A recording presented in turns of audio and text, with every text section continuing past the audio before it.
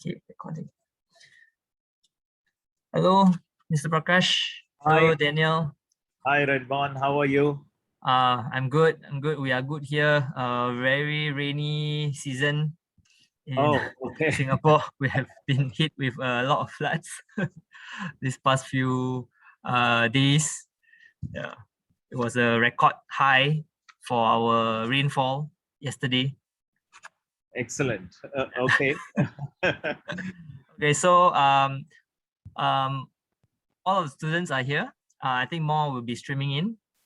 So I just was telling everybody your introduction to Bond Group and also to for you, the speaker. So maybe I'll just have a little introduction and update you what's going to happen today for everyone. So Mr. Prakash is here together with Daniel, and they are from Bond Group, which is an award-winning global agency that helps the brand with digital transformation, something that is in the line of all of you, because we are in this digital transformation industry. They have transformed brands by delivering experiences that change how people engage with the world around them with the new technology coming up. Okay.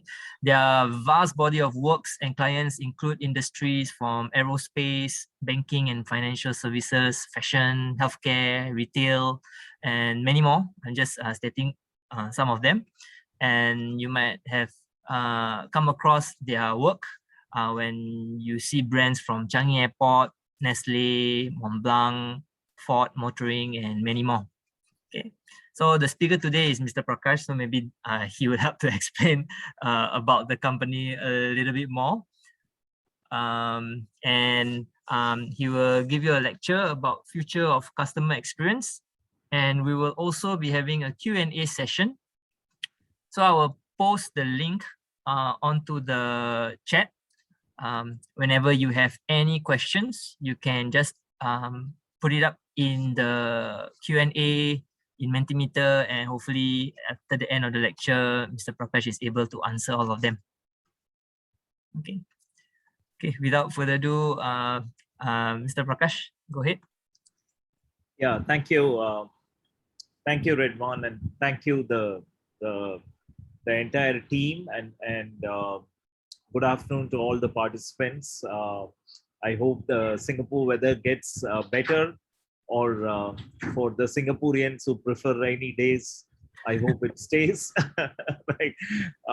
But it's always a pleasure to meet all of you and share some thoughts, and looking forward to an interactive discussion. Before I get on to the topic about the future of customer experience, I just wanted to talk a little bit about Born, and a short introduction about the company, and a quick overview about what we do, and things like that, right? So Born started off about a decade back, with a vision of creating a firm that's in the intersection of marketing and technology. We felt that there are a lot of advertising agencies who could tell a brand experience quite well, but we felt that they always had challenges, technology and integrations. And similarly, we felt that a lot of technology companies could do storytelling quite well, but they had could do technology quite well, but they had challenges with storytelling and brand experience. So our vision was to capitalize the white space of marketing and technology. In other words, being in the intersection of art and science. Art is all about storytelling, looking at creative UI UX, looking at user journeys, user personas for a particular brand, and combining that with content and technology to create spectacular brand experiences. So that was a vision for the firm. On day one, we built three important specialisms or capabilities, as you might call it. We built high-end creative UI UX capabilities, which is all about looking at user journeys, looking at user personas, looking at creating the visual blueprint for a particular brand, which in turn tells a story in multiple channels. We also created a content capability, which is all about copy, video, photography, 3D animation that engages the target audience. Creative UI UX attracts the target audience, whereas content interacts with the target audience. And last but not the least, we created the specialism of commerce, where we build capabilities on looking at B2B, B2C commerce platforms or marketplace commerce platforms, which can give the monetization aspect for a particular brand. So I've attracted, I've interacted, but I need to create a framework to transact. So that is born in a nutshell. Fast forward now, we have done over 600 plus digital transformations or CX transformation, so to say, and we have won over 500 plus awards for the work that we have done. These are the Webbies or the W3 awards or the Asia e-commerce awards in Singapore or the W3 awards and the likes. Again, it's very good for us to get an external validation, because a lot of work uh, that we do is good for the customer to tell the story, take it in multiple channels and converge on sales, but also the external world recognizing us is a good validation. So Daniel, who is there in the call, leads my customer experience in Asia. He's based out of the Singapore office. He has built a spectacular team, and he does a lot of our work in Singapore. In fact, Shangi is one of our prized customer experience story, where we built iShop Shangi uh, for native Singapore citizens as well as for the travelers who shop while they fly. And we also won quite a lot of awards for Shangi, including the Asia Awards and the Disruptor Awards recently on innovation category. Similarly, Daniel was involved with Love Bonito. I'm sure some of the candidates here would have bought from Love Bonito. That's another brand that we were closely associated in terms of building the CX. And of course, we were involved Their with native language. Now, for me, I don't. Sorry. No. Okay, no worries. We were also, so I thought it was a question, Jasmine. No worries. So we were also involved with Razer and of course several retailers in Thailand and Indonesia and Philippines and Japan and what have you.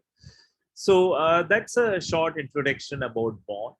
Now, what I wanted to do quickly is I'll jump into my presentation. I'll share my screen, and I think that's a little bit overview about Bond. And I can get into the presentation now. So are you able to see my screen? Yes, we are. Excellent. So you see the future of customer experience, correct? Because Yes. I have several decks. I don't want to, But we are seeing your PowerPoint though. We are not seeing the presentation. We are seeing Yeah. I'll present it. Yeah. Okay. Yeah. Okay. Yes. So the presentation has got a couple of formats. So the way I wanted to take it is in a very relational format. It's not sequential. I wanted to kind of I don't know the audience that well. Some of you might be working in a CX initiative. Some of you might be working in a different industry. So I wanted to spend some time in terms of setting the context on digital CX, why it's very important, and then go into some of the trends that drive CX and talk a little bit about examples. And I have some videos that I wanted to show it to you.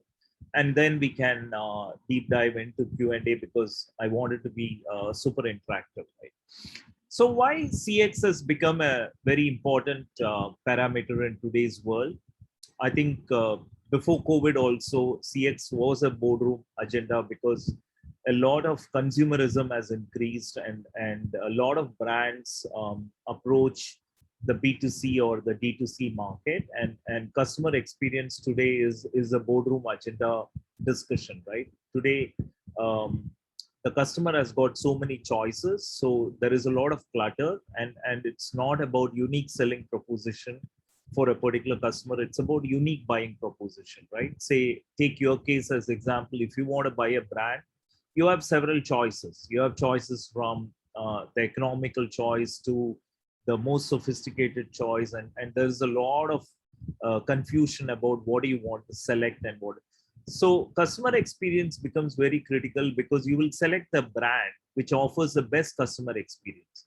Now, what do you mean by that, right? It could be somebody who tells you that, hey, this brand is very good, I like it, I've been using it, it's very reliable, it's trustworthy, right? That's like a referral.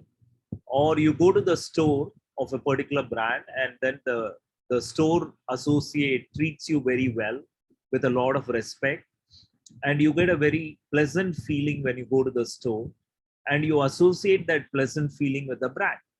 So I've given you two channels now. I've given you a referral, which is human being told about a particular brand. I've given you another channel, which is a store. And some of the millennials like you would have gone to a website and you would have seen the brand, and you like the design of that particular brand. You like the way you're navigating and things like that. That's the third channel. You would access the brand on a mobile app. That's the fourth channel. You would access the brand on an event that you see, or on a billboard that you see, and you would access the brand through a 1-800 number or whatever. So everything is customer experience, because at the end of the day, you form certain perceptions of that particular brand, and you try to you give data.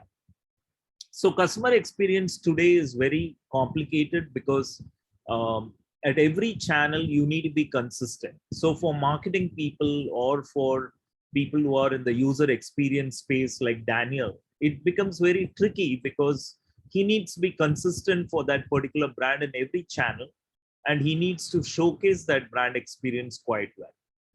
And with COVID, it has become quite integral that everything has become online. Even traditional industries like auto industry, hospitality industry, and every industry has become online, and your first point of entry is online. So what has COVID done, right? So if you look at the data point, right, the consumer behavior has changed completely. Everybody, even like B2B customers, are adapted to going online. Even the older generation are adapted to going online. It's not just millennial anymore. And you could see the usage of e-commerce has skyrocketed, right, across Southeast Asia. If you look at the bar chart, before, during, after, it's kind of like during COVID, it has really peaked and the retail traffic has increased. And what it really means to people like you and me is, as you kind of look at the global data is furthermore interesting, right? We have seen 10 years of digital transformation in 2 months. If you look at 10 years of growth in e-commerce in the US, it happened in 3 months in 2020, the first 3 months in Q1. That's really incredible. And that's something that we need to take a note of it, because what the pandemic has done is it's really kind of put the customers onto e-commerce, customers on looking at customer experience, customers looking at digital first brands, or brands that go to digital, right? Now, with that, what are the trends that drive customer experience? And I think you would be thinking about many trends, but at a macro level, as per SAP, there are 4 big trends, and I like this macro view because I think we'll kind of repeat all this in the later part of the session. But at a very high level, there are 4 things that we see, right? The first one is customers. Brands are looking at customers for life, right? We are not looking at just selling products. We are looking at having an interdependent customer, or a customer 360, or like having holistic customer view all the time. It's not that if you're looking at a telco company is not just looking at a postpaid, prepaid connection. They're looking at selling OTT. They are looking at selling Airbnb. They are looking at selling Netflix. They're looking at selling subscriptions. Everything. Like, so we're looking at customers for life. We're looking at a single view of customer, which is not just saying, hey, I'm a B2C brand, or I'm a D2C brand, or I'm a B2B brand, whatever. I mean, I'm looking at a single view of customer, because when I look at a single view of customer, I can then look at different businesses. And that is what, as I said, telcos are looking at subscription, telcos are looking at marketplaces, banks are looking at agriculture marketplaces, banks are looking at some other ancillary business, because they have the customer base and they put the customer in the center of business, and then they look at proliferating the whole business, right? The third component is trusted data, right? Of course, you need data for personalization, but we need to trust that data. So security becomes very important. GDPR is very critical. Thailand has got data protection laws, and Southeast Asia is also getting under the ambit of GDPR. And we look at security, secure data, and we look at trusted data. And last but not the least, how do you look at a holistic customer experience? Today, if you want to do omni-channel, you need to check the inventory data in the backend. And where does the inventory data come from? It can come from ERP, it can come from your inventory management systems and things like that. So when Daniel is designing the front end, he can't assume that, hey, I'm a visual designer, so I don't want to know about other systems, right? So we need to look at how do we create holistic customer experience. Now, with these four trends that are changing, there is also the business economy that's changing. And what is the business economy that's changing? So there are four business models that are shaping digital commerce, right? So you have the replenishment economy, which is all about replenishing things. This is classic subscription services, right? At a very simplistic level, we have enabled water brands globally and in Asia, where you can just auto subscribe and save, right? Just for water, right? And that's true for everything, right? It could be for diapers for babies, it could be for supplies, it could be for groceries. The whole replenishment economy is in full swing. We know that the sharing economy is already disrupted by Ola, by Airbnb or Grab or what have you. But the idea of sharing economy is putting customer experience and convenience over ownership, right? It's all about value, convenience, and trust, right? How do you kind of not own something and just use a particular property or a car and then just ride it, right?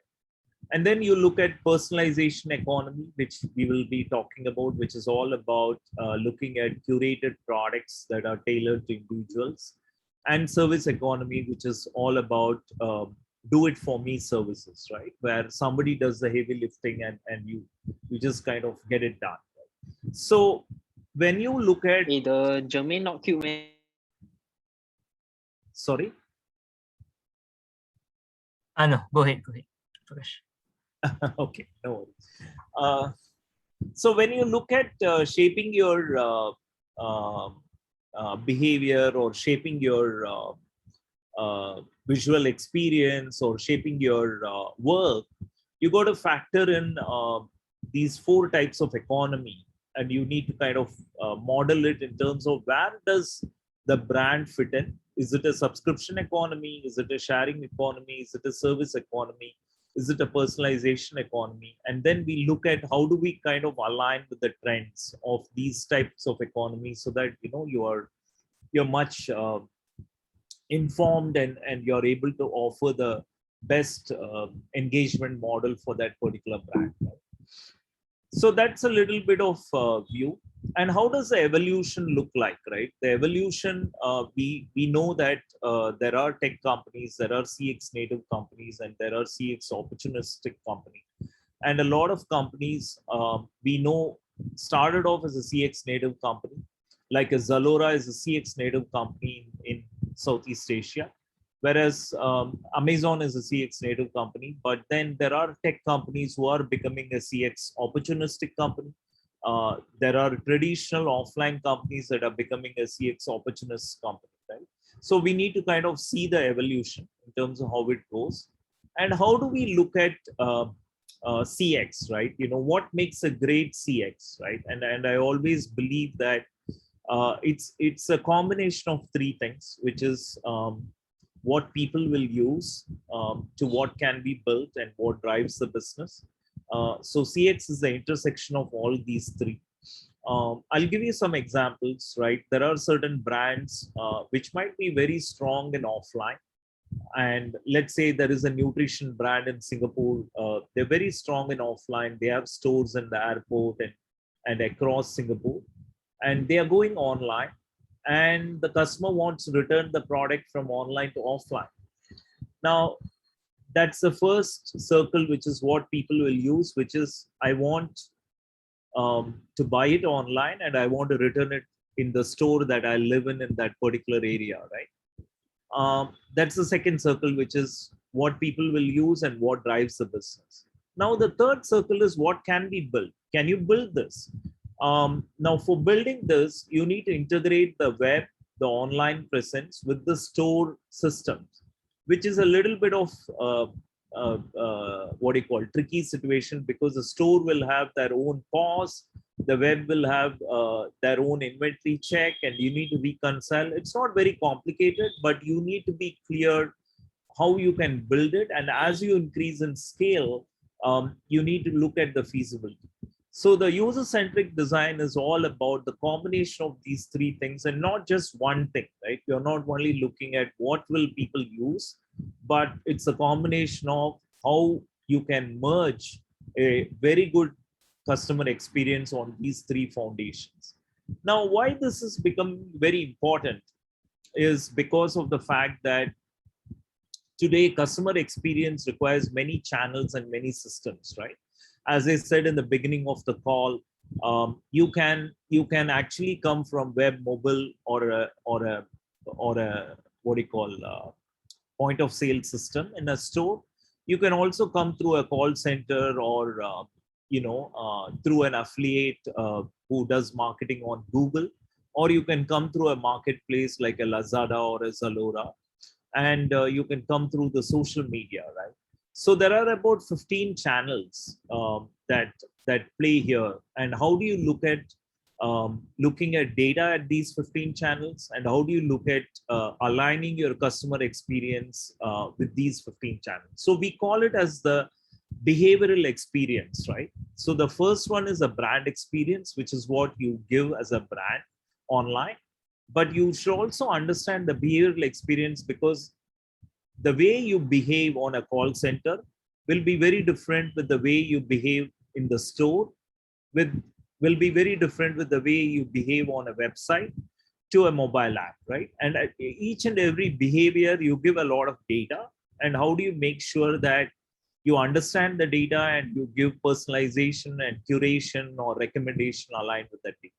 So who owns the customer experience? I mean, this, I got it from one of my telco customer who I did a lecture upon, and it's always very interesting to understand, is it the CEO who owns the customer experience, or is it the chief digital officer, or is it the marketing teams? Who owns the customer experience? So I think, like, it's a combination of IT, technology, business, marketing, customer service, which kind of goes in a eternal feedback loop to own the customer experience, right? So this is very critical from a context setting perspective in terms of how are we looking at customer experience, because when you look at it from this lens, then you can appreciate the future in a much better way. Now a little bit about digital, right? So digital is all about, how do you kind of take all the offline processes online and create a very good customer experience. Now this is a very interesting view, which in statistics you call it as the correlation analysis or causation analysis, right? Is it because of the cause or is it because of the correlation? So when you look at the relationship between the world's most valued brands and the world's most innovative brands, and compare that with the reliance on digital, it's not a coincidence, right? So if you look at the most innovative brands and the valued brands, their investments on digital is quite high. It's actually spectacular. So when you look at Nike or Starbucks or Amazon or any other company, they will always mention digital rather than their products, right? Like a coffee or a shoes. And it's very critical because, as the world becomes more and more digital, the brands tend to up their investments in digital, right? And we know about Tesla. I don't want to reiterate the story, but if you look at the market cap of Tesla, it really kind of overtook at least about 7 to 8 big auto companies in the world, uh, just because, it's not about selling a car, but it's about selling a connected car, which is not just about driving on electric. It's not about the vision of electric cars, but it's a connected experience, right? It's a combination of digital. It's a combination of the ecosystem that we are looking at. So when we look at brands, we see a lot of brands moving towards the right. And when you, as you see, like you go to 2021, you will see a lot of unicorns that are coming in, right? And a lot of these brands you might not even know because it never existed like 10 years back. But today, if you look at it, these brands are above $1 billion of valuation. And these are the digital brands which kind of like, make an impact on customer experience, which make an impact on how consumers transact or how consumers engage with them, right? And again, like you just need to correlate this as you kind of go through it, because you will see a lot of innovative companies coming up in Singapore. Recently, I saw a brand which does a lot of disruptive things in dentistry, right? Cosmetic dentistry using digital, right? Or using technology. And these are very new age companies, and I'm sure this company would be valued more than $1 billion as it kind of builds up, right? So the reliance on customer experience in digital will keep continuing, and you can just see that across multiple brands in Singapore as well as globally in other parts of the world. Right? Now, what is this digital tech stack? I thought it was important for you to see it because it's a very crowded map, and you can see the companies. These are the logos of the companies. You can see it in a microscope. But the reason why I put it on the slide was the digital and customer experience has got multiple components. It has got components like mobile marketing. It has got components like search and advertising. It has got components like marketing automation and campaign management. It's got components like content management. It's got components like commerce and analytics, data, social, promotion, and what have you. And there are many companies that throng this landscape, and it's getting consolidated as we go on, right? So your ability to understand the magnitude of digital is very important, because every area there are about 40-50 leading companies, right? If you take artificial intelligence, there are about 40-50 companies that lead the platform and lead the change that, right? If you take marketing automation, there are over 100 companies. So when you look at customer experience, it's not about starting anything from scratch. A lot of it has been done. A lot of innovation has been done in this area. And how do you leverage that innovation becomes very critical. And that's where companies like Bond plays a big role with a CEO or a CMO or a CDO, because even for us, the pace is staggering, right? When we look at understanding what is happening in the space, I think it's quite incredible. Moving on, what are the trends for a better digital customer experience in 2021? So let me pause for a minute and ask Redwan, do you want to have a quick sense check on questions, or Redwan, do you want me to finish and then we take the Q&A later? Sure, up to you. You can even ask them now, then maybe get them more interacted. Yeah, sure. So I'll pause for a minute, pause for some time, and then take any questions that you have on customer experience or digital before I go on to trends. So just wanted to check, do you have any questions for me? Does anyone have any questions? It looks like there are some questions on the mentee. Okay, so maybe I'll ask some questions from the mentee. Okay, sure. Okay, so first question is how can we build up the skills needed to be good in CX? Excellent. As a single person. Excellent question. I think, like, you know, again, like, I'm assuming this person is in the creative UI UX space, correct? Yeah. Not in the tech space. Am I right? Is that assumption right? Okay. Most of us are from UI UX. Excellent. Yeah. So I think, like, there are definitely hard skills and soft skills. I think the hard skills are all about understanding InDesign, Sketch, and looking at how do you look at navigation. So you can choose whether you want to be a visual designer, or you can choose whether you want to be a navigation specialist, right? So we call it as user interface leader, or you want to be a user experience leader. So the user experience person will always look at how the flow happens, right? When I say a flow happens, let's say you want to buy something on a website. You know, what do you do first? You search, you come in as a registered user or an anonymous user. You search for that particular product, then you go to the product listing page, then you go to the product detail page, and then you go to the checkout page. So that is called the flow. And understanding that flow is what a user experience person will master. Visual design is all about looking at the colors, the home page, the templates, and how do you kind of position content. You know, how do you look at the view of that particular page? So the first and foremost thing is which area you want to specialize in. Let's say you want to specialize in visual design.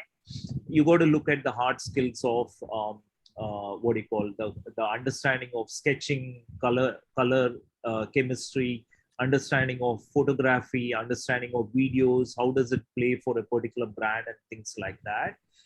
So there are hard skills, and there are certifications for every area. Today it's all about human design experience. So there are certifications on human centric experiences and things like that.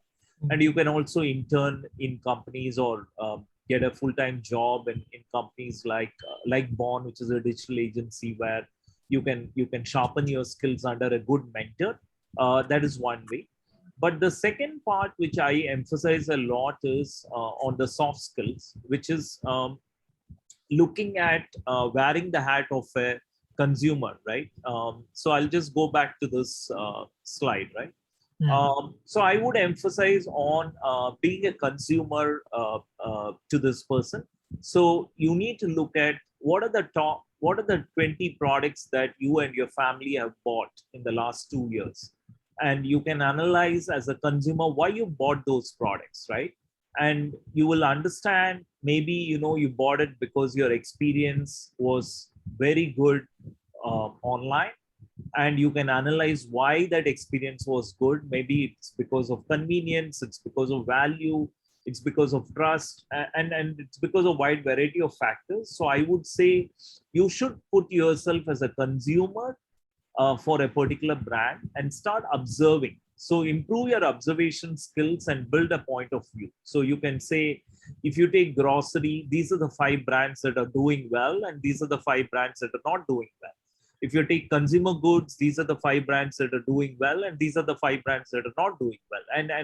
And you have like clear points on why it's doing well and why it's not doing well. So you can say that the user experience is very disjointed because I search for a top or a shirt, and then it leads me to a denim trouser, right? So you know that there is a problem with the user experience flow, or you know that the colors are very jarry and it's not great, right? So I would recommend adding on the observation skills as a consumer and creating a point of view for yourself, so that the hard skills and the soft skills come handy when you're working with a particular brand. Keep in mind, right, you will always work with a brand, and the brand experts will always depend on you to give a point of view. So you should be able to tell the brand that, hey, you know what, this will work or this won't work, right? And that's the kind of expectation that the industry has on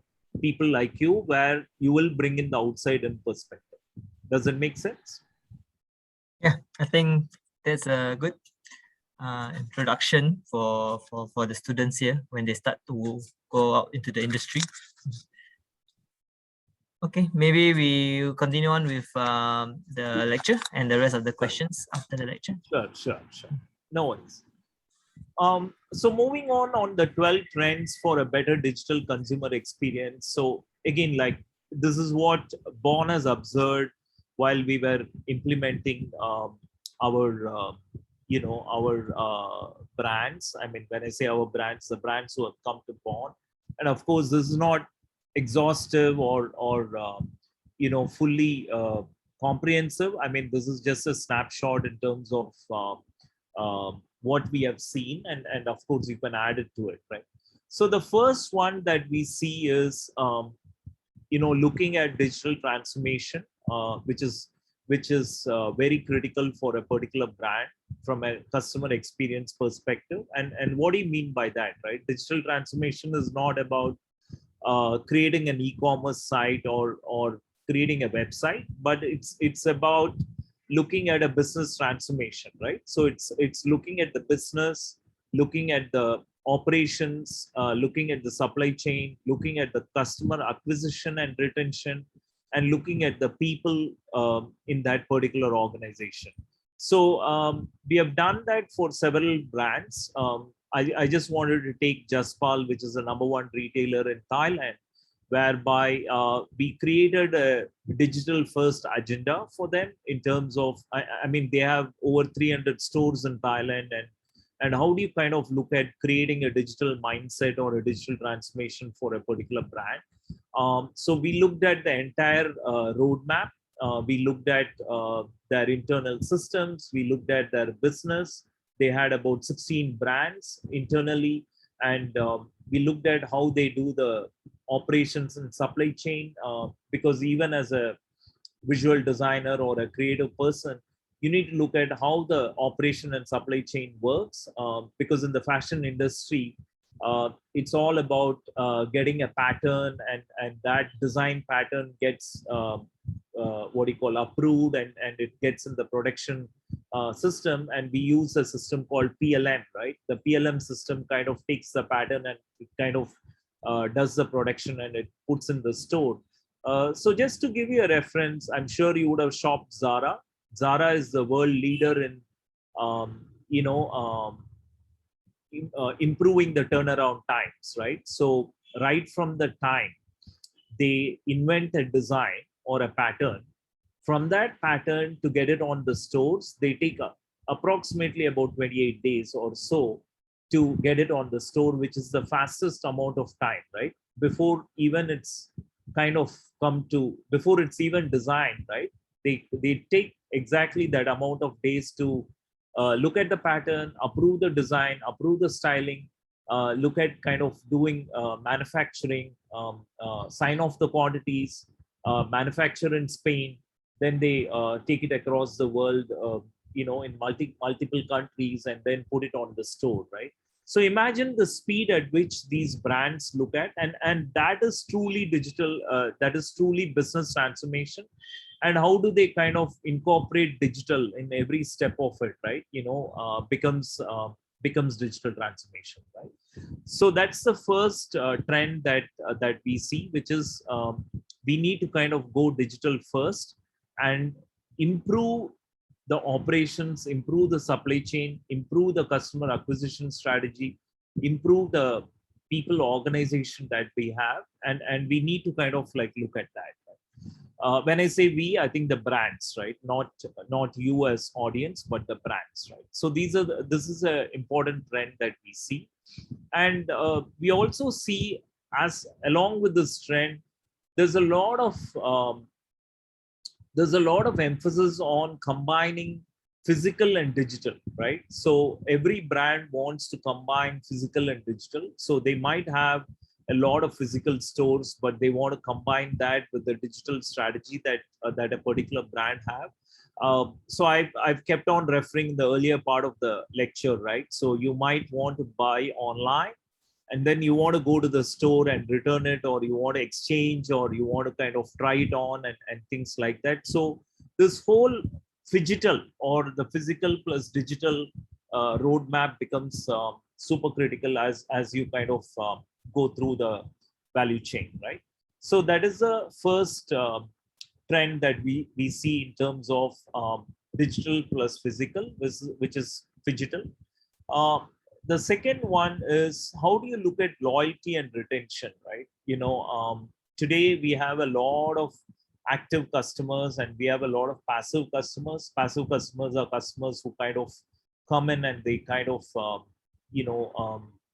explore your brand, and then they leave, or they might do one purchase and they might leave it. But how do you kind of ensure that you create a model whereby you retain the customers? Because it's always easy to create a interdependent customer or customers for life, as you saw me talking about it earlier. So this is a big trend, and you should always keep in mind when you're working with a brand, what is their loyalty strategy or what is the retention strategy, right? And we have developed a lot of these with Shangi and other brands. But the idea is, how do you ensure that you look at cross-selling and upselling for an existing customer, right? So let's say a customer comes in and buys a particular product with a particular basket size.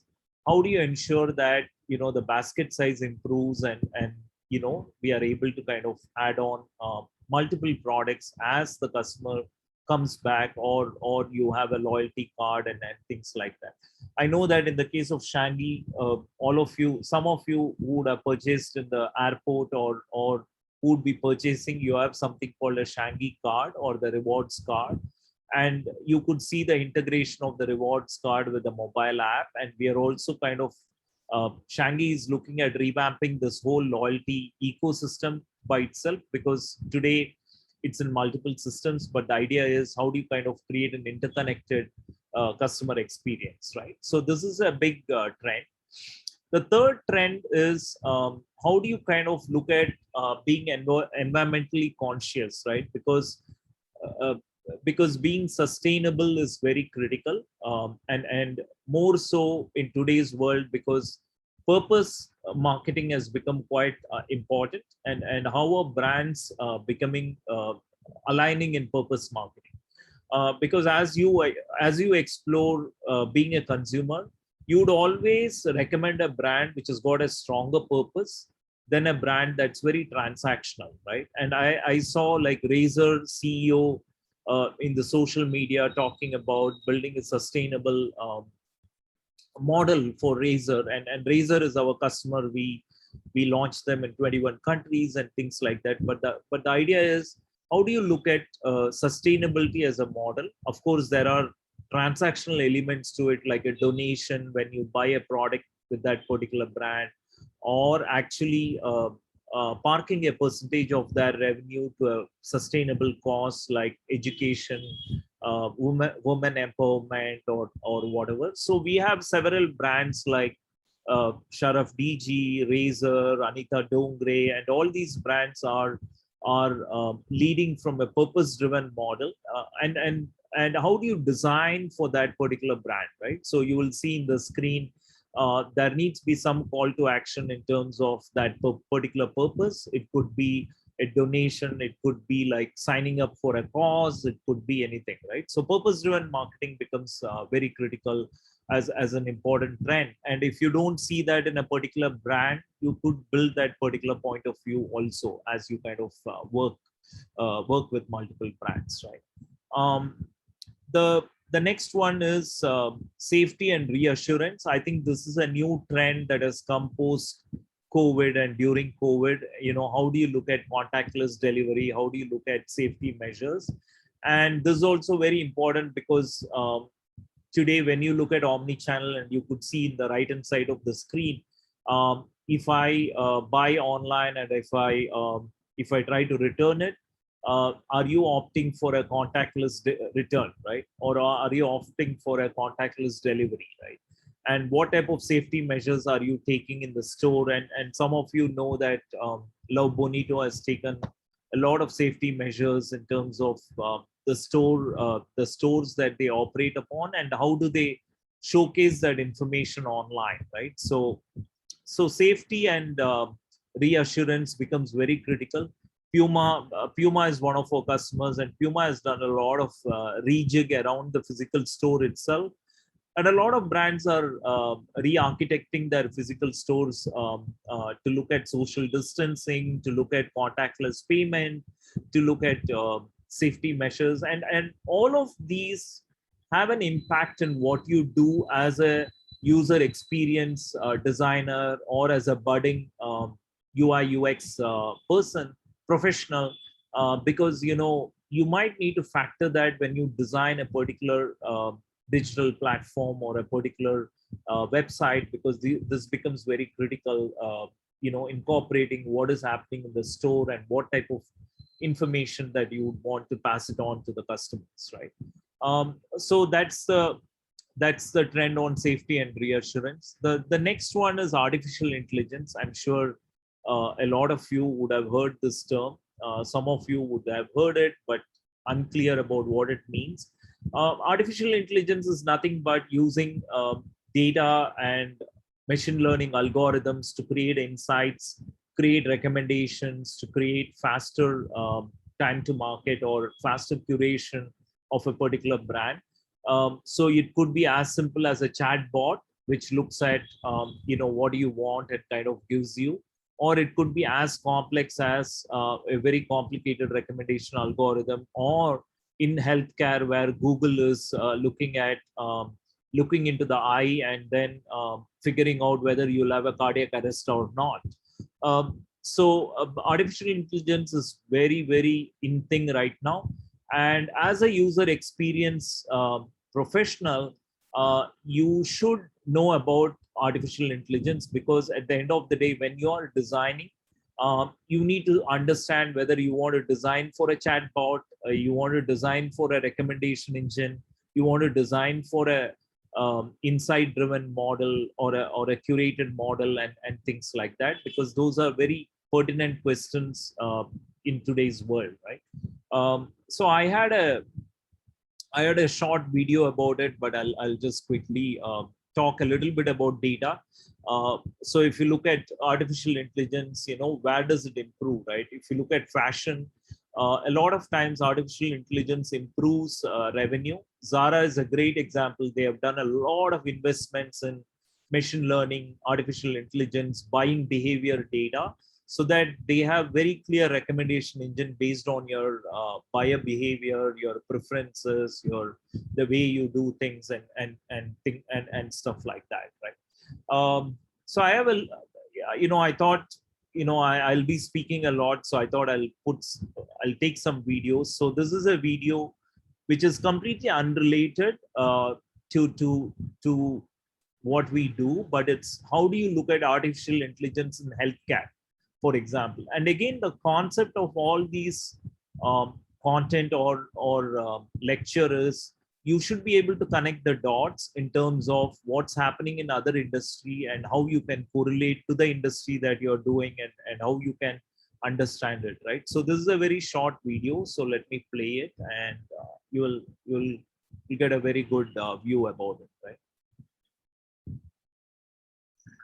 Last year at Google I/O, we announced Google AI. It's a collection of our teams and efforts to bring the benefits of AI to everyone. And we want this to work globally, so we are opening AI centers around the world. AI is going to impact many, many fields. And I want to give you a couple of examples today. Healthcare is one of the most important fields AI is going to transform.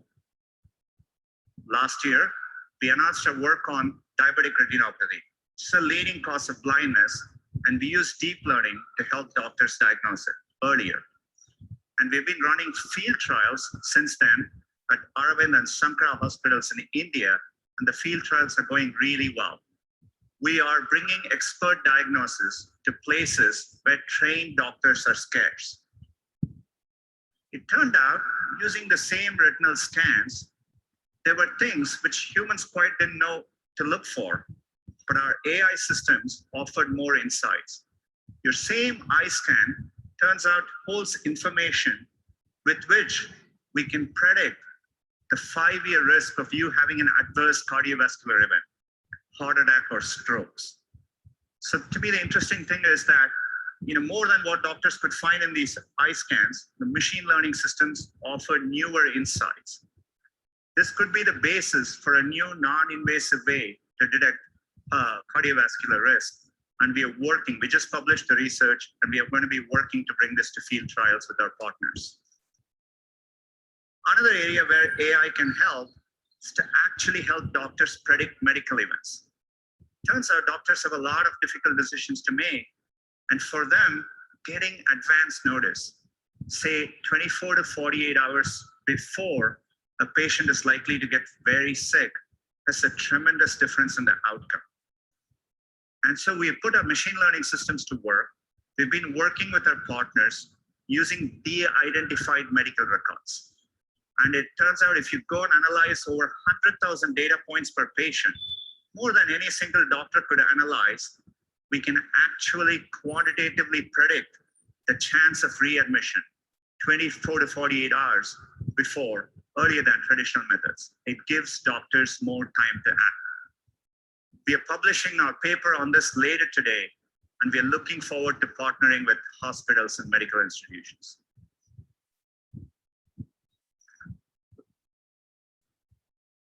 So I'm not promoting Google here, but I thought it's important for us to understand the applicability of AI across sectors and not just in fashion and other areas. So AI is very prevalent, and it's very important that you know the use cases, right? As you could see, just by looking at the retina, you get about 6 parameters like the age or the BMI or whether the person is smoking or non-smoking and what have you. And then it kind of predicts the risk of cardiovascular diseases or a stroke or whatever, right? So it's very important as you work. You might work in healthcare, or you might work with a brand where you need to use AI. The possibilities of AI is boundaryless, and you could definitely have a point of view. It doesn't mean that you should be a technologist or you should be very good in machine learning or anything, right? You just need to observe, and you need to understand what use case works in that particular industry. Like in the case of iShop Shangi, we deployed an AI chatbot which looks at assisted shopping when you go to iShop Shangi, right? Like, this is a very simple use case for AI, but I'm just saying the AI concept could become extremely complicated as you kind of move on, right? The next trend is communication, which is about how do you engage, and this is where content becomes very critical. How do you look at content marketing, and how do you engage with your particular brand? So it's going to be much, much higher because you're looking at curbside pickup, you're looking at contactless delivery, you're looking at customers not meeting you as a brand. So how do you ensure that your communication at a volume is much higher, right? Because at the end of the day, you're trying to be with the customer in a most contactless manner. And still you want to kind of communicate with the customer. You want to make sure that the customer appreciates and understands your brand and looks at you for the next repeatable purchase. So communications is very critical in terms of how do you look at improving that and how do you acknowledge that. And of course, this is a very, very critical skill, I would say. This also correlates to the earlier question that one of you asked in terms of what are the skills that I need to equip myself. According to me, storytelling is the most important skill that you need to equip yourself as budding professionals, senior professionals, in fact, even senior experienced professionals don't understand storytelling in my experience, right? And I'm being provocative here, but I'm just saying they don't appreciate storytelling, or they don't invest in storytelling. Why storytelling becomes important is at the end of the day, customers are not looking at data. Customers are not looking at insight. Customers are not looking at fact. What customers are looking at is what is the story that you are telling, right? And we are always, as human beings, we are always fascinated with the story. We are not fascinated with the data. You don't go to your kid and say that, hey, 80% of this happens in 70% of the cases and things like that, right? You always want to tell a story. You want to correlate behavioral thing to a story and things. So storytelling becomes very important as you are looking at relatable connections, and as you are looking at combining the brand's advertising online, as you are looking at engaging with the target audience, as you're looking at stickiness. So the combination of content, which is photography, video, with storytelling for digital marketing becomes very, very critical, right? And you should be able to leverage. Say, for example, as a budding UI UX person, you're working with a fashion brand or you're working with a healthcare brand. You need to understand the story of that particular brand, and you should be able to appreciate why that particular brand became that brand, and you should be able to correlate that story to what they want to do now, and are they doing it well online. And if there is a gap, you should be able to kind of like recommend that, hey, your content is very it's not great. So I'll give you an example of storytelling and content, right? Let's say you as a user experience person or a UI UX person is working with an educational institution in Singapore, and you're working on revamping their digital platform.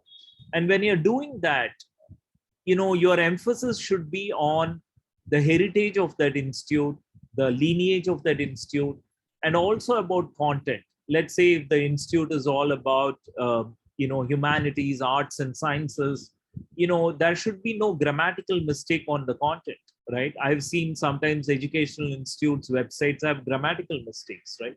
So these are things that you as a UI UX leader could actually immediately observe as a consumer and say, hey guys, these are the guiding principles that we should be clear upon, right? We should be leading the way as an institute. This is just an example. So you can correlate to every industry that you want to correlate, and you need to kind of look at how do you look at storytelling. If it's a fashion brand, you need to look at social media and earned media. How do people talk about your apparel, or what do they talk about it? Is it cool? Is it stylish? Is it like purpose driven? Is it value driven?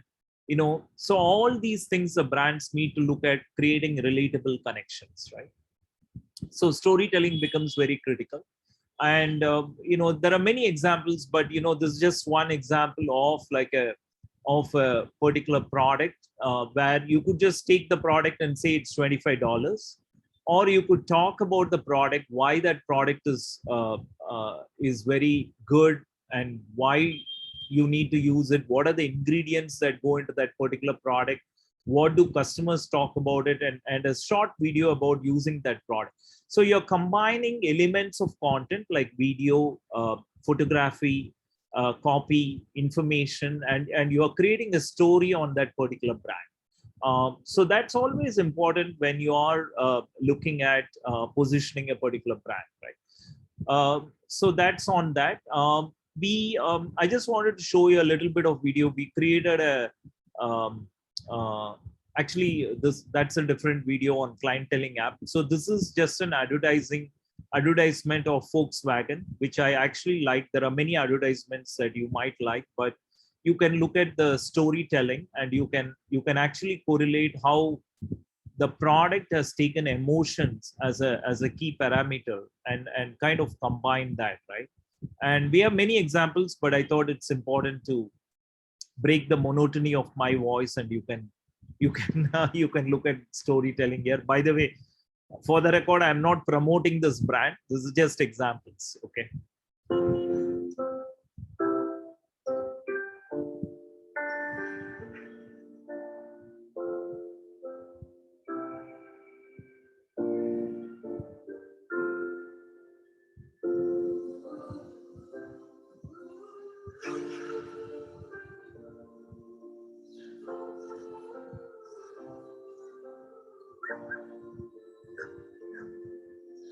Find myself in times of trouble, Mother Mary comes to me, speaking words of wisdom, let it be.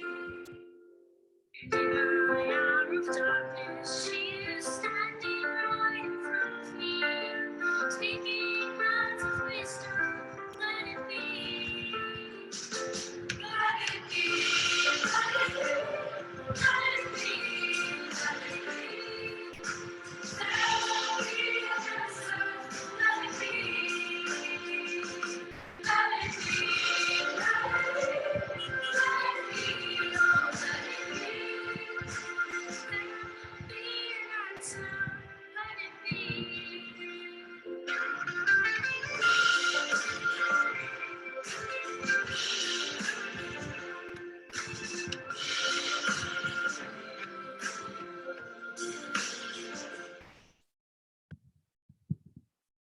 So as you could see, I think, I'm sure some of you would have seen this ad before, but the idea of this is nothing but the fact that you don't need to invest in like a lot of big ticket, real life folks. You could do an animation like this, combine the product and combine the copy and create and like put a sort of a combine the music and create a story. Now the story, the interpretation of this advertisement or the story could be in multi-pronged ways, like a Somerset Maugham short story. But the point is, I think you need to look at creating these type of storytelling as you kind of evolve in your career, right? Because it's not just the UI UX that you look at, but you look at UI UX along with content, and how does it kind of story tell, as you could see in the earlier slide, right? You have a video here, right? So you could put a video with a real person, or you could put a video with an animation. But the idea is, how do you combine that story uh, to if it's a new brand, you got to create it. But if it's an existing brand, you could use their assets that they already have in the design that you create, right? So those are some of the connecting the dots that we need to do when we move on, right? The next one, I think I'm sure all of you are aware, which is all about personalization. Today, personalization is not about nice to have; it's actually a must-have. Right from marketing emails to just a personalized shopping experience. Today, it's very clear that 80% of the shoppers buy from a company that offers personalized experiences. You could see that in Amazon regularly. We have that implemented in iShop Shanghai as well. But personalization is very, very critical, right? And we see that like personalization improves online shopping conversions. It improves the engagement. It improves the behavior of online shoppers and the likes, right? In this, I wanted to show a use case which is quite interesting. I don't know how many of you know about this company called Stitch Fix. Stitch Fix is one of the leading online personal styling service, right? How do you kind of create a product or a recommendation engine globally that could become your online personal styling service, right? And that's Stitch Fix. You can look at it, but the idea is you can understand, right? If a company like Stitch Fix is so successful in the world, this is where it's going, and it was not started today, right? It started some time back, and they're being implemented with all the brands and all the digital first companies. So you'll understand what is it all about, and you have these platforms, and if you could correlate it to the digital landscape that I showed earlier, right, which is the digital landscape that is inundated with a lot of products. This is one of the products on personalization, right? And you have many more products like that. And how do you ensure that you use these products to your advantage? So I'll play this quick video for you to understand the use case, right? So it's all about looking at a particular user and actually kind of using artificial intelligence and algorithms to create a particular dimension. So it's an online personal styling service that you could incorporate in a e-commerce site or a digital site, and then you can change the color of the buttons, you can change the cloth, you can change the way it styles and things like that, right? So I hope you get the idea, and I would encourage you to take a look at Stitch Fix.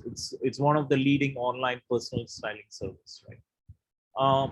Moving on, I'll quickly run through. The next one is mobile experience, right? We all know that today a lot of customers start with the mobile. So millennials, of course, are mobile first.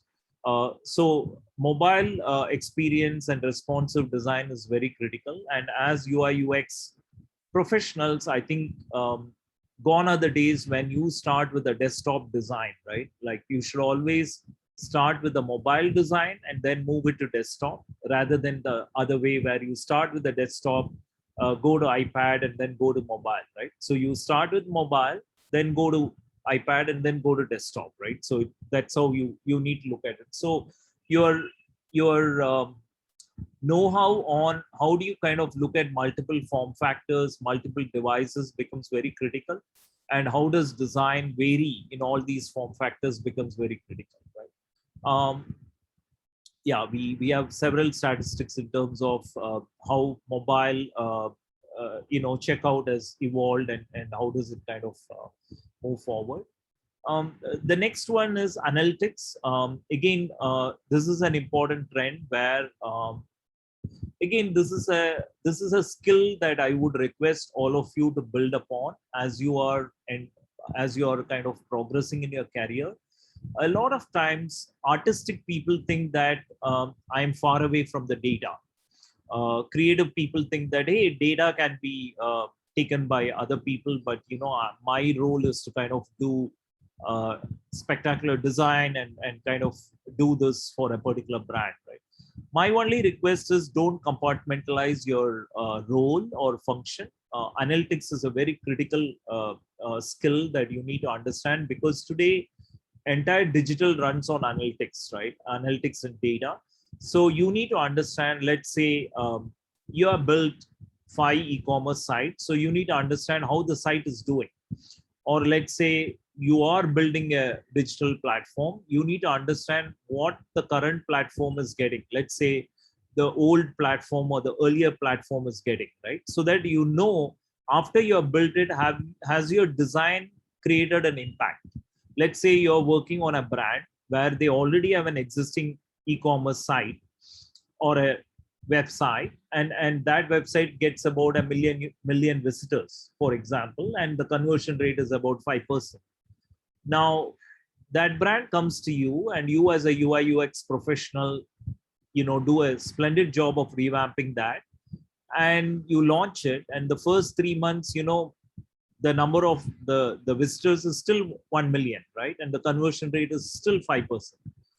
So you need to kind of correlate, why the data remains the same, before launch and after launch, and what have you done in the process of creating that, right? So that's very important for you to understand and analyze that, because that becomes very critical for you to correlate and calculate the outcome of your work, right? So data becomes very important. I will definitely recommend all of you to take a certification in basic Google Analytics course. It's actually quite easy to get certified, and there is advanced Google Analytics course. But as a UI UX professional, definitely this is one of the very important things that I will recommend for you to look at it, right? This is again like a proof of concept that we did for a particular brand. We call it as clienteling application. Again, this is for you to understand the use case, right? So this is a brand called Kendra Scott in the US, and we created a clienteling app. What is a clienteling app? Clienteling app is essentially an app like this on the iPad, where the store associate will have this app, and let's say you as a customer get into the store. What do you do with the app? So that is called a clienteling app, right? So this is how so you open the app, you know that the customer who has come in, like, has purchased $2,000 totally in the last 12 months. And this is what she has purchased. The last 5 purchases is this. And that this person, Kim Nadishan, is looking at jewelry because she likes this type of jewelry. And you can look at, how the jewelry kind of relates, in the site, and how does it get populated in the social media. So you're better informed as a store associate to tell, Kim to purchase this online, or to kind of like check it out online for her. She might not want to kind of check it out. So you can do the checkout on behalf of her. This is called assisted selling module, right?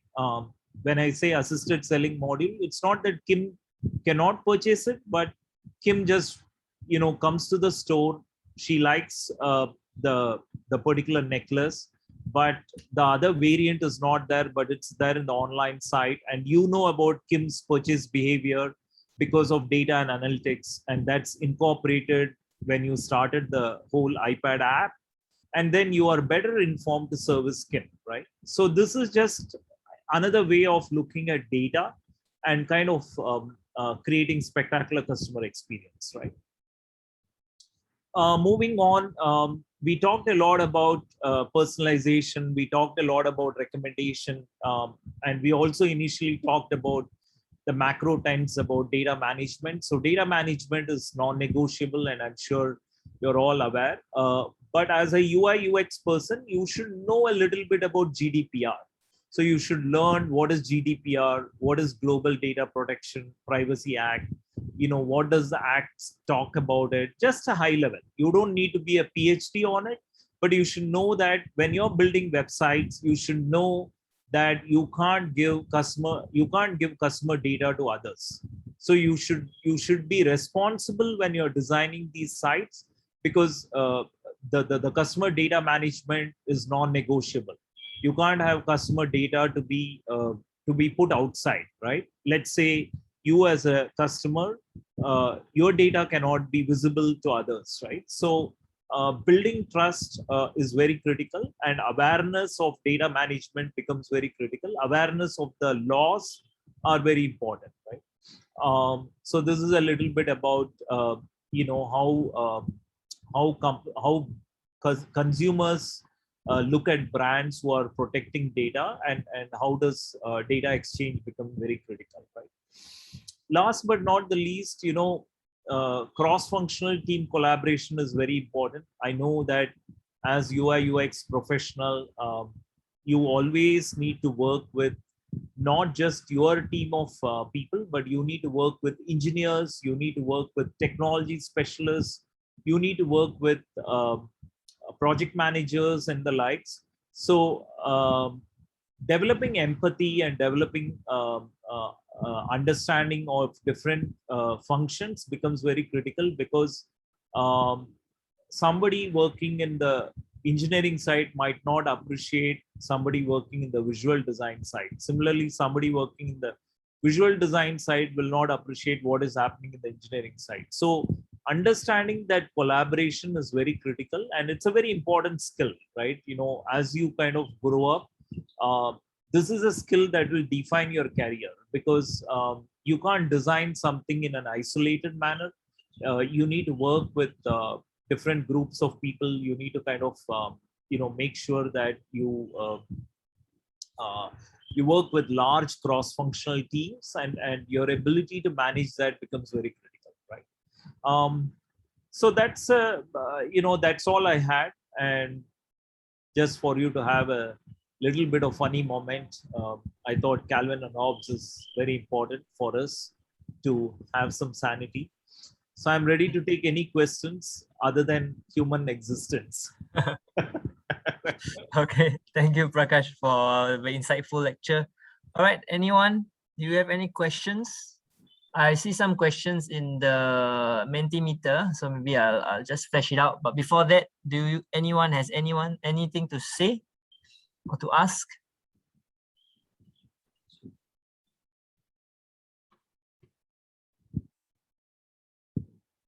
Okay, then I'll just share with everyone the questions from the Mentimeter. So maybe we'll start from the top. So is a UI UX designer good enough to work in a customer experience company? Yes, absolutely. As you would have seen in my lecture today, I think to begin with, UI UX is the most important component for a good customer experience, skill. So I think you can enter, your entry point is UI UX design, but keep in mind that UI UX is one component of customer experience. There are many components of customer experience. UI UX is a very important component. What you need to understand is you need to get an understanding of other components like content. Content is a very important component for a UI UX designer to understand and appreciate. Analytics and data is a very important component. Understanding personalization is a very important component. So to begin with, as an entry criteria, I think it's good enough, and you can specialize deep into it. But as you grow in the ladder, as you become more experienced, as you become like 5-6 years experienced person, you need to start appreciating the nuances of other pieces of the CX puzzle, which is content, which is cognition, which is like conversions, which is all about commerce, technology, and the whole personalization, recommendation engine, artificial intelligence, and things like that. Whatever we spoke today, you need to have a very good appreciation and understanding as you grow up the ladder. Okay, yeah, that's right. Okay, how about the next one? What is the track for someone who wants to be a CX consultant? I think you have mentioned it about going through data analytics and learning multifunctional departments. Maybe anything else other than what have been said? Yeah, just to summarize again, I understand your dilemma there. Just to summarize again, you got to kind of look at the entry track. As you kind of enter as a UI UX designer, you kind of become a senior designer, you become a creative director and things like that. But as you kind of grow up the ladder, your ability to understand the other pieces of the puzzle for CX becomes very important, and that becomes your growth path. So the way I would like to put it is, you got to achieve depth in UI UX. As you achieve depth, you also achieve breadth in the other CX components, so that you become very holistic. So the track is actually quite well defined, but you should look at achieving the depth. When I say depth, you should have done at least about 50 brands or 100 brands on UI UX, and you should have won some awards on your own, right? Because that kind of gives you that satisfaction, right? That somebody else is evaluating your work, right? Like a Webby Award. I would encourage you to look at, can I win a Webby Award for my design, right? And these are considered to be the Oscars in UI UX or creative experience. So how do you look at those, achieve the depth, and also simultaneously look at other pillars of CX and build up your track?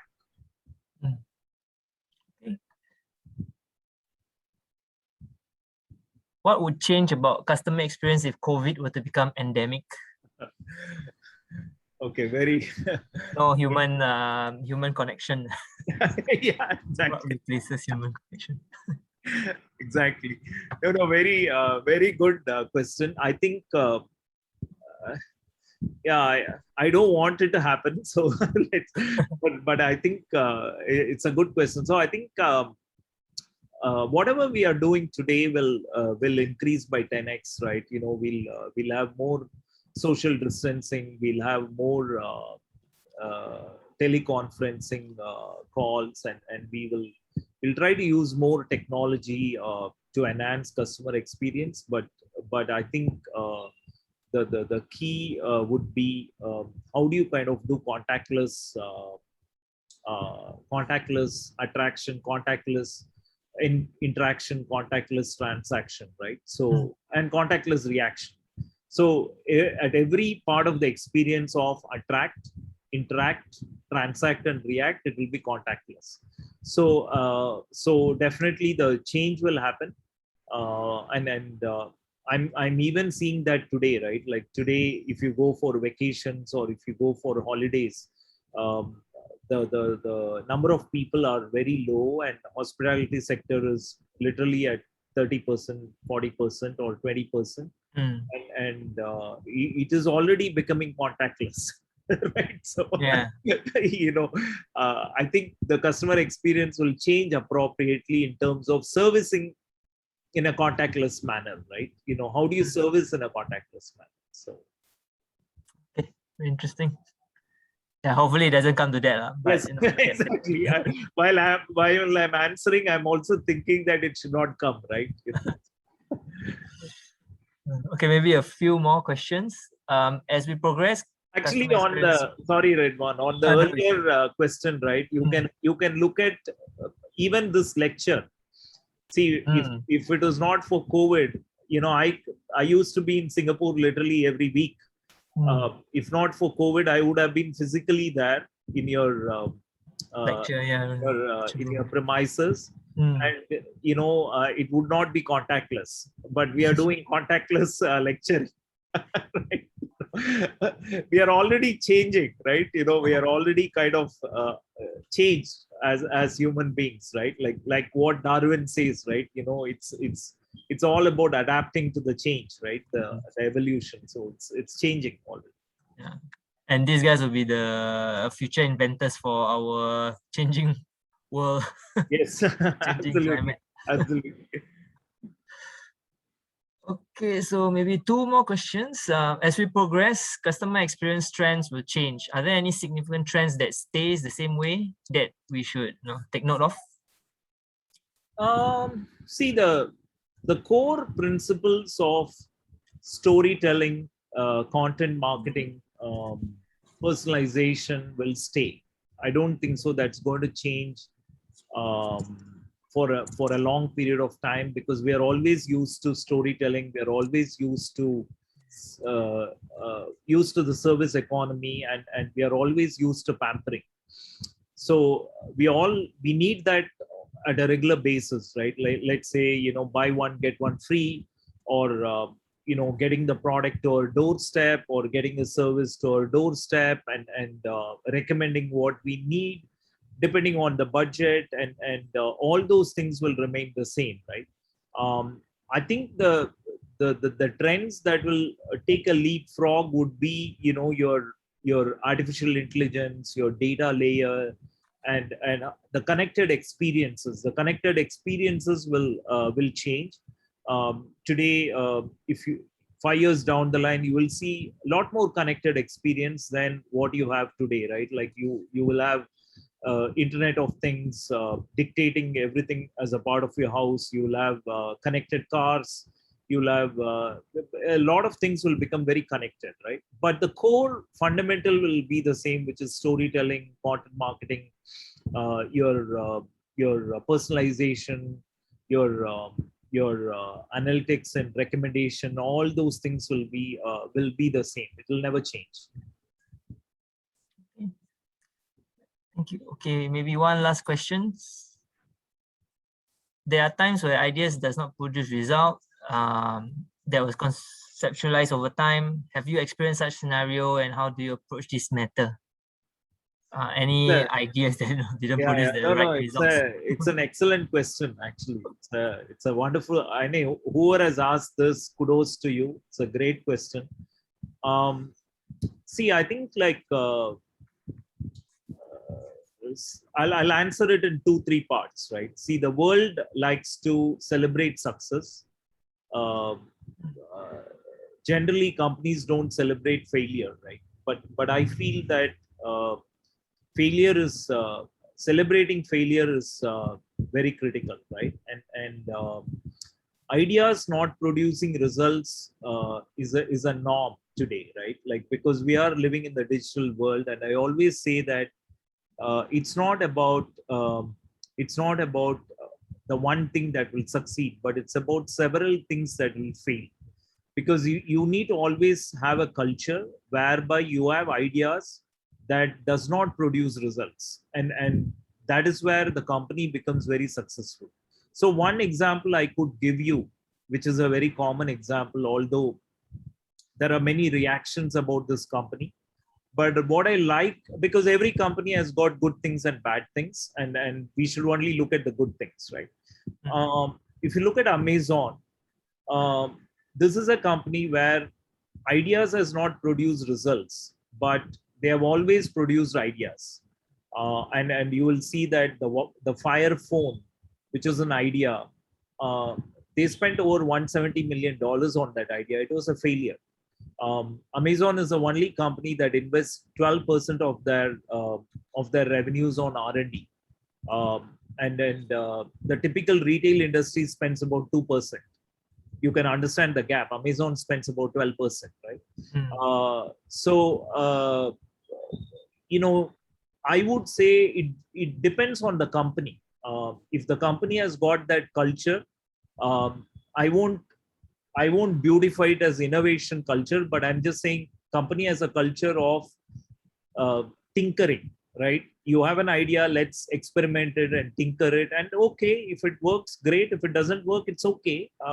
You move on to the next idea. And that is how the world has seen great products, right? Like Thomas Alva Edison, or Einstein, or whoever it is, right? If you look at them, they have never produced results on the first idea. They have produced results on probably the 100th idea, right? And I strongly believe, and that's why I said this is a great question. I strongly believe that the companies that will succeed in the future are the companies that encourages ideas that does not produce results but ideas, right? So the employees have to create ideas, and it's okay. It might give results, it might not give results. Where I'm very worried is employees don't give any ideas. True. They take the safe route. Why should I give the idea? And I'll get penalized tomorrow. But the world is changing, right? Leaders are cognizant of the fact that they need to experiment, they need to innovate, and they need to move on. So at Born, we have experienced that scenario many times, where we have come up with many ideas and we have failed. I have no pride in saying we have not failed. We have failed many times, and we believe that it's important, because you are in a digital world. What I know today is irrelevant tomorrow. So unless I have an idea where I can work on it immediately, I will not learn something new. So we have many such scenarios, but I just took a global example, which is Amazon. But there are many companies that do this, right? So excellent question. Yeah, I feel that a lot of billion-dollar companies have a lot of failed ideas, like the Google Glasses or Right. Exactly. Microsoft with their Exactly. VR. Actually, a lot of VR, AR Exactly. technology is still not mature yet. Yeah, I think a lot of money, billions of money spent on that. And I think it's, yeah, if you have a lot of money, you can afford to fail. Yeah, yeah. No, I agree. Yeah.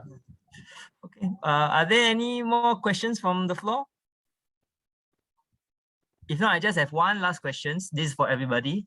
For our course, we are very focused with UI, UX in the front end development, and also some programming. But for those of them or those of us who are interested in a more customer related industry, because we don't learn business or we don't learn marketing, so how can they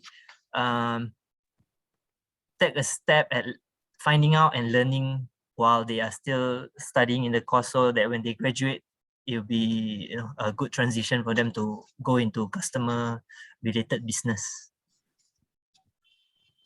Got it. Got it. So if I Redwan, so if I hear your question, how can your students equip themselves on other fields, other customer facing fields that is not core to UI UX? Is that Yes, correct? that's right. Correct. Okay. Yeah. See, I think what happens in other fields is it's very important to know. I always say, right, like we always need to understand what is our sweet spot. Let's say your sweet spot is so there are three circles, right? Visualize three circles, right? Sweet spot. What are you deeply what do you call fond of? Well, let's say your sweet spot is content writing, and you're really fond of content writing. And what drives your economic engine, right? Which is, does that give decent money for you to kind of manage your sweet spot and what you're fond of, right? So I'll take 2-3 examples here. Let's say there is a student who likes photography, not UI UX. I mean, he's doing UI UX, but he likes photography. He can look at expanding his career in photography and get into, like, branding and fashion industry, and kind of get that, or writing. But let's say somebody is naturally good at numbers and he's good at data, and he's talented, right? Intuitively he's very good at math, and he could correlate numbers quite well and stuff like that. He could, as I said, he could get into Google Analytics. He could get onto the analytics platform during the course. He could get certified on a couple of analytics platforms, and then he could kind of build his career in that analytics layer. But the key, Red One, is to identify the sweet spot. What's that sweet spot that you have during your tenure? Sometimes what I have seen with a lot of students is identifying the sweet spot itself is a challenge, because I don't know what I'm good at, right? And that's normal, right? That's natural, because we might not have mentors. We might not know what we are good at. We might know only after some time of working. So my suggestion would be, you go with the flow. If you are able to identify the sweet spot, the path is very clear, because, as I said, if it's data analytics, you could always get certified. If it's content, you could get certified. If it is customer, if you are very good in communication skills, you could get into a call center, customer service type of operation. There are many streams. Once you got the sweet spot, you can get into that particular certification. The problem comes, say, I don't know what I'm good at, and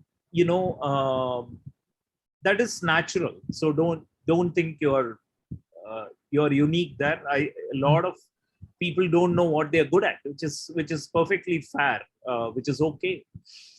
So in that time, my recommendation would be, and even I was like that when I was graduating. I don't know what I was good at, right? I could not figure out what area I should go into. My recommendation would be you go with the flow, like a water, right? Because the water transforms itself, right? You add water to a uh, uh, to a block of ice, it becomes ice water. You add water to a kettle, like it becomes a vapor. You add water to a juice, it transforms itself in that particular property that you add to. So you got to go with the flow. You got to kind of join a particular company that gives you a job. You should be like a blotting paper where you learn, right? You learn the maximum, you acquire a little bit of depth, and then you try to find a mentor. I always say, reach out to a mentor. A mentor will not come to you and say, hey, let me be your mentor. Right? You have to kind of find somebody and say, hey, can you be my mentor? I don't know what I'm doing, but I've done this. Can you be my mentor? It takes a lot of courage to ask that, but you should ask that. You should ask working professionals, and a lot of working leaders, professionals are perfectly okay to mentor people. They are okay. I mean, 90% of the people are very nice about it, right? They like to share knowledge, and they like to help people, and the world is a nice place. So you can always ask people, and you can say that, hey, I would like to be coached. So you go with the flow, join a company, work for about a year, understand, work well, right? See, there is a philosophy that I always say, right? If you don't know your sweet spot, you should have only one philosophy, which is whatever I'm doing, I should be the excellent in it. Right?